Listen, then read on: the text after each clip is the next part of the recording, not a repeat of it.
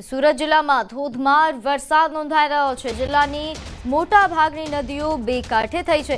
કીમ નદીએ પોતાની ભયજનક સપાટી વટાવી। ઉમરપાડા તાલુકામાં 8.5 ઇંચ વરસાદ તો માંગરોળ તાલુકામાં પણ 4 ઇંચ જેટલો વરસાદ પડ્યો। મોટા બોરસરા ગામના પાદરમાં પાણી થઈ રહ્યા છે તો અહીં મોટા બોરસરા ગામનો સીધો સંપર્ક પણ તૂટી ગયો। સલામતીના ભાગરૂપે સુરત જિલ્લા પોલીસ દ્વારા અપીલ પણ કરાઈ છે। ગણેશ વિસર્જન દરમિયાન નદીઓમાં ગણપતિ વિસર્જન કરતી વખતે સાવચેતી રાખવા માટે અપીલ કરવામાં આવી છે। નદીઓમાં પાણીની ભારે આવક થઈ રહી છે ત્યારે કોઈ અનિચ્છનીય ઘટના ન બને તેના માટે અપીલ કરવામાં આવી। નદીઓના જળસ્તરમાં હજુ પણ વધારો થઈ શકે છે। પરિસ્થિતિને પહોંચી વળવા માટે જિલ્લા પોલીસ સજ્જ છે।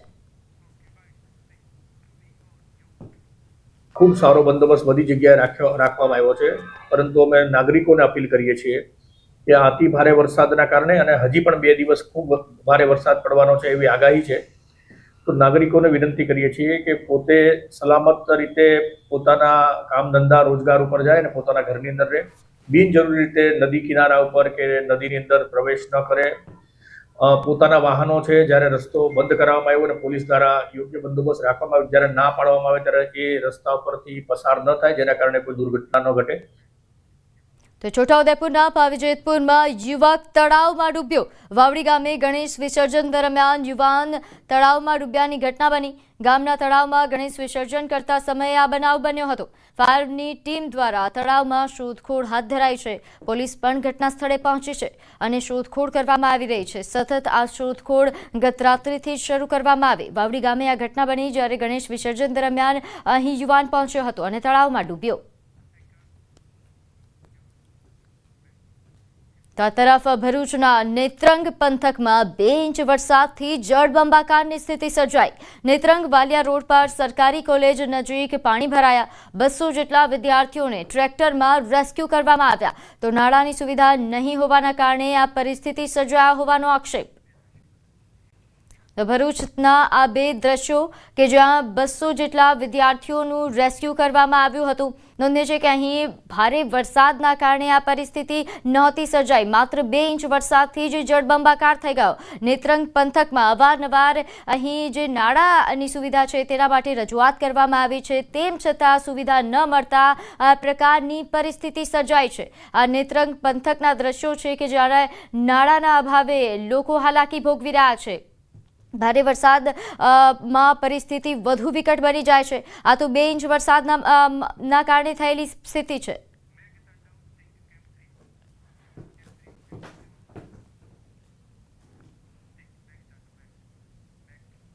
તો હવે વાત મેઘતાંડવની।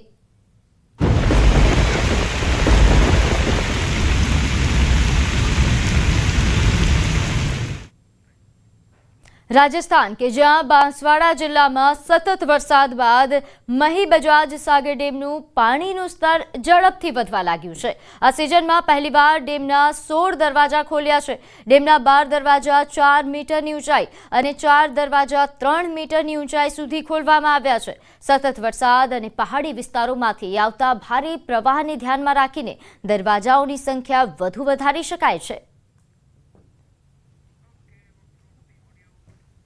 उदयपुर संभाग के सबसे बड़े डैम माही बजाज सागर बांध के आज सीजन में पहली बार 16 गेट खोल दिए गए हैं, जहां बताया जा रहा है कि 12 गेट 4 मीटर तक खोले हैं, वहीं 4 गेट है जो 2-2 मीटर तक खोले गए हैं। आप पीछे तस्वीर पूरी लाइव देख रहे हैं, जहां माही बजाज सागर बांध के पूरे 16 गेट खोल दिए गए हैं, जिसमें अनोखा नजारा दिखता है, जहाँ जैसे पानी के साथ ही धूप की धारा भी बहती हुई नजर आ रही है। और साथ ही विभाग के अधिकारियों ने पहले ही अवगत करा दिया था, जिसमें आगे चेतावनी भी दे दी गई थी, जिसके बाद यहाँ विभाग ने डैम खोल दिए गए हैं। और साथ ही जो माही लगातार बारिश के चलते मध्य प्रदेश में से भी पानी आ रहा है और साथ ही हिराव नदी से पानी आने के बाद जो नदी नाले छोटे उनके भी जल भराव के बाद यहाँ माही बांध में आवक शुरू हो गई है। और साथ ही जो माही बांध के जल भराव के बाद यहाँ 16 गेट खोल दिए गए। यहाँ सहायक अभियंता उनसे हम जानेंगे इस बारे में कि ये प्रिंस राज सिसोदिया जो इन्होंने इस बांध को लेकर पूरी जानकारी दी है, इनसे हम जानेंगे कि अभी कितने गेट खुले और क्या संभावना है।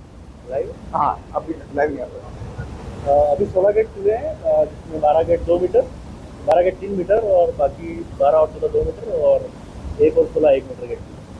तो विभाग के अधिकारी ने बताया कि 16 गेट पूरे खोल दिए गए हैं। साथ ही अधिक अगर जल आता है तो मीटर की मात्रा बढ़ा दी जाएगी। बांसवाड़ा से आकाश सेठिया, न्यूज़ 18 राजस्थान।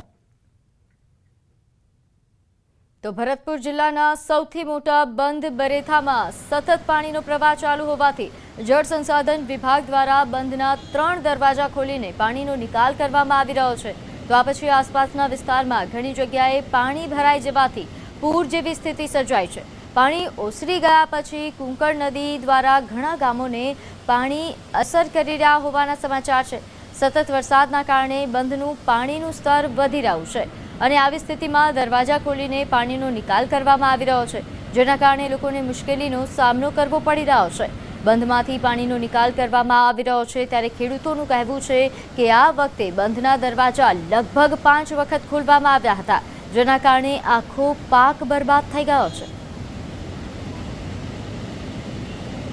भरतपुर में डांग इलाके में हुई बारिश के बाद बांध बारेठा का जलस्तर बढ़ा और ऐसे में सिंचाई विभाग ने बांध के गेट खोलकर पानी की निकासी की जा रही है। ये देखिए आप बांध बारेठा के गेट खोल करके पानी की निकासी हो रही है, जिसके चलते आसपास के इलाकों में बाढ़ जैसे हालात बने हुए हैं। मैं इस वक्त बांध बारेठा के पर मौजूद हूँ और आप देखिए ये तस्वीर हम दिखा रहे हैं कि गेट खोल करके कितने पानी की निकासी की जा रही है और यहाँ ये तेज बहाव के साथ पानी की जो निकासी है वो हो रही है और ऐसे में ये जो पानी है वो कई गांवों को प्रभावित कर रहा है। अभी भी भरतपुर इलाके में कई इलाके ऐसे हैं जहाँ पर बारिश का दौर जारी है, हल्की फुल्की बारिश हो रही है और मौसम विभाग के अनुसार 2 से 3 दिन ऐसी जो बारिश की संभावना है वो जताई जा रही है। इसके अलावा जो गंभीर नदी है उसमें भी पानी का लगातार जलस्तर बढ़ रहा है और बांध बारेठा यहाँ जो सिंचाई विभाग के अधिकारी हैं वो लगातार यहाँ मॉनिटरिंग कर रहे हैं कि अगर जैसे ही बांध का जो पानी है वो और बढ़ा तो उसके बाद अन्य जो गेट है वो खोलकर भी पानी की निकासी की जाएगी। आप देखिए बांध पर देखने के लिए लोग भी बड़ी संख्या में आ रहे हैं। यहाँ जो लोग आ रहे हैं उनको पुलिस रोक रही है, पुलिस यहाँ पर तैनात है और ऐसे में कोई प्रकार की कोई हादसा ना हो उसे यहाँ पर देखते हुए पुलिस प्रशासन के अधिकारी तैनात किए गए हैं। अब लगातार जो बांध का जलस्तर है वो बढ़ा और उसके बाद गेट खोल करके पानी की निकासी है वो की जा रही है और यहाँ इसके बाद जो गांव है आसपास के वहाँ भी लगातार जो प्रशासनिक अधिकारी हैं उन्होंने की निर्देश पर जो गांव स्तर पर ग्राम पंचायत सचिव और जो अन्य लोग हैं वो लगातार मॉनिटरिंग किए हुए हैं।